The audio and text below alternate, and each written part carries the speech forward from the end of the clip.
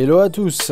Après avoir démonté fièrement l'écran de l'iPhone XS Max, dans cette vidéo nous allons vous montrer comment démonter la batterie. Et vous allez voir que ce n'est pas si facile que cela. Allez, c'est parti. Vous êtes sur la chaîne Pièces de Mobile.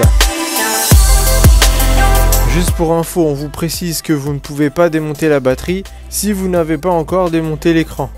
Donc on vous invite à regarder notre première vidéo sur le démontage de l'écran. On vous mettra le lien dans la description. Donc pour commencer le démontage de cette batterie, on s'est muni d'une pince Bruxelles plate à pointe fine. Mais franchement, on a déjà vu plus simple dans le démontage de batterie. Une fois n'est pas coutume, aujourd'hui on va faire des comparaisons. Par exemple pour le Redmi Note 5, les languettes adhésives dépassaient suffisamment pour nous laisser une bonne prise. Pour le Asus Zenfone 5, c'était pareil. C'était même encore mieux. On avait réussi à enlever la batterie juste en enlevant une languette. Et là pour cet iPhone, on a eu un peu plus de mal à enrouler cette languette autour de notre pince.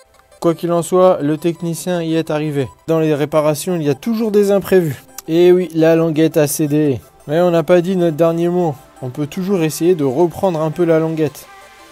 Rappelons quand même le risque. Si la languette cède, cela va venir fortement compliquer le changement de cette batterie.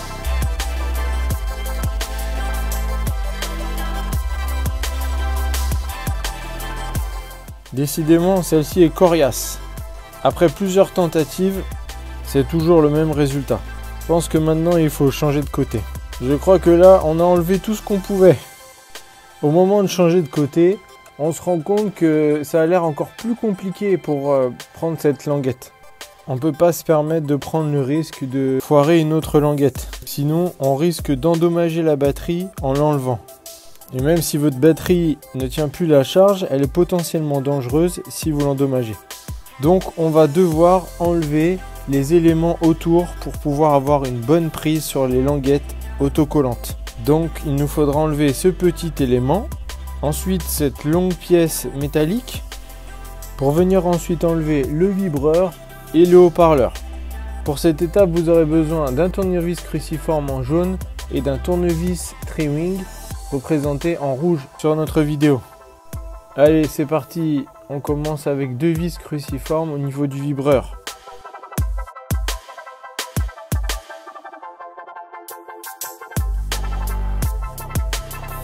Ensuite, on change de tournevis, le Tri-Wing. On enlève la petite pièce métallique.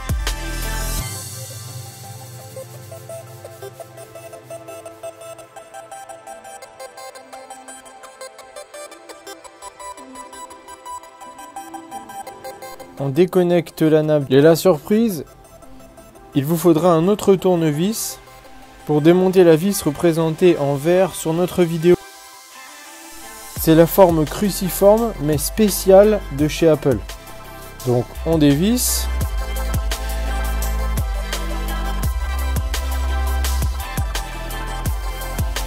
Maintenant on va s'occuper de cette pièce métallique sur le pourtour. Et là on rechange de tournevis. On prend le Tri-Wing.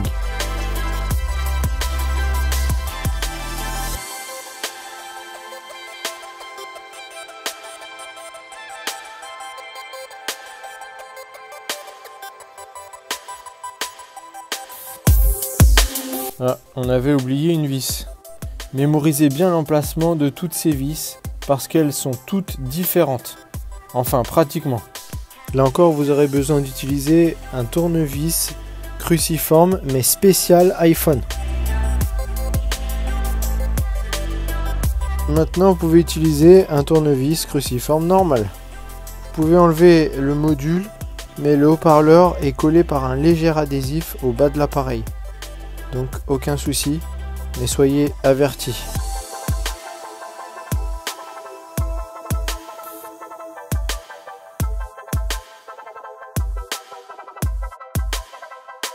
N'oubliez pas d'enlever la nappe du vibreur. Là, on a vraiment toute la place nécessaire pour ouvrir ces languettes et essayer de les décoller.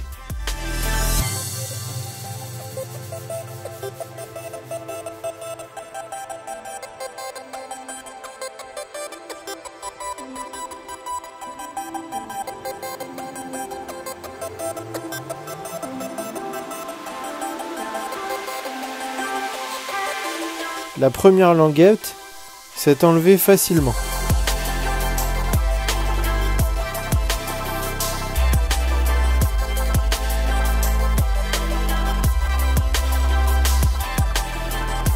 Pour la deuxième, allez, on tourne, on enlève. Pareil. Néanmoins, la troisième est un petit peu plus compliquée. Nous n'avons pas envie d'endommager la nappe du connecteur de charge. Donc là aussi, nous désirons vraiment faire attention.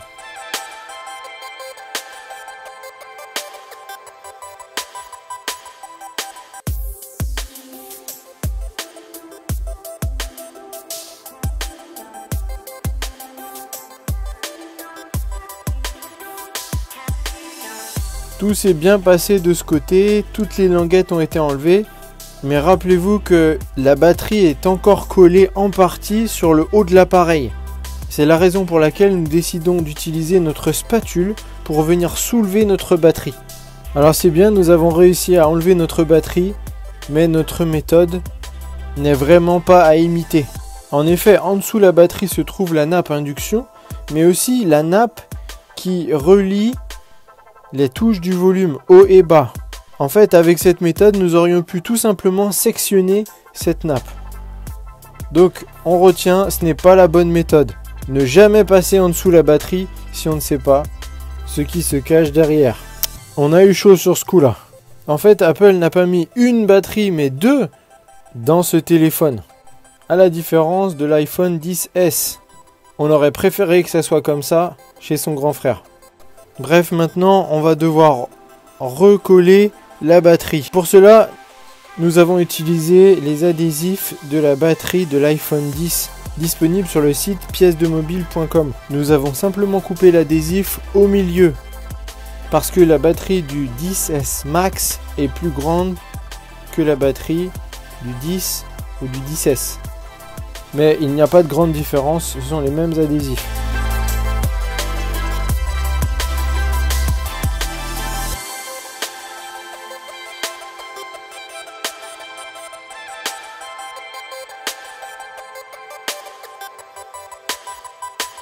Allez, voilà, on peut enfin recoller la batterie.